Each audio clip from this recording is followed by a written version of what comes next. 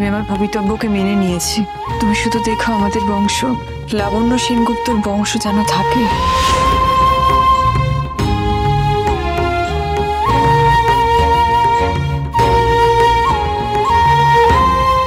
ডাক্তারবাবু, লকেট।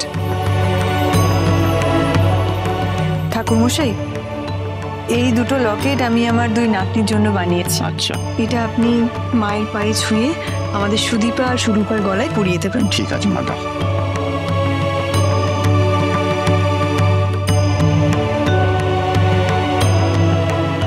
নিন মা, তুমি নিজে হাতে পরিয়ে দিও।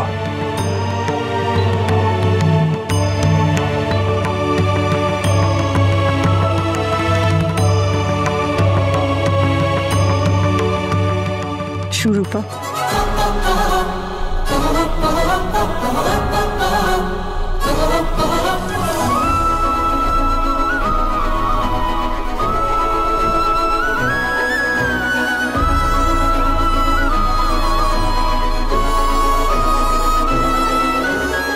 সুদীপা,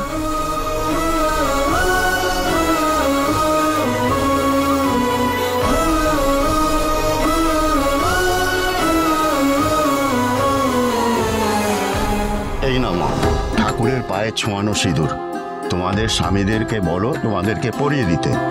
তোমাদের স্মৃতির সিঁদুর অক্ষয় হোক। বা এ তো খুবই ভালো প্রস্তাব। আজকের দিনে তো এটাই হওয়া উচিত। আপনি একদম ঠিক বলেছেন দাদা। একের পর এক যা ঝড় গেল আমাদের সকলের উপর দিয়ে। কৃষ্ণ, তুমি আগে রূপাকে সিঁদুরটা পরিয়ে দাও তো।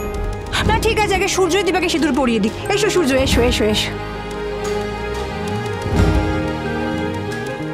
বহু কারণে, পরিস্থিতির চাপে হয়তো সেভাবে যতটা নেওয়া উচিত ছিল ততটা যত্ন তোমার নেওয়া হয়ে ওঠেনি আমাদের দ্বারা, বিশেষ করে আমার দ্বারা।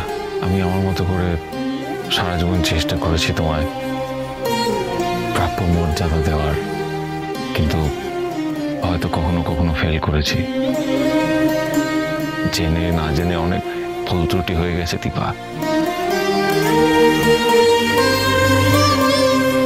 কিন্তু আজকে একটা ভালো দিন, আর এই সুযোগটা আমি ছাড়তে চাই না। তাই আমি চাই মায়ের এই আশীর্বাদী সিঁদুর তোমার সিঁথিতে পরিয়ে দিতে দীপা। আমার ভাগ্যে যা ছিল আমি সেটুকু পেয়েছি ডাক্তারবাবু।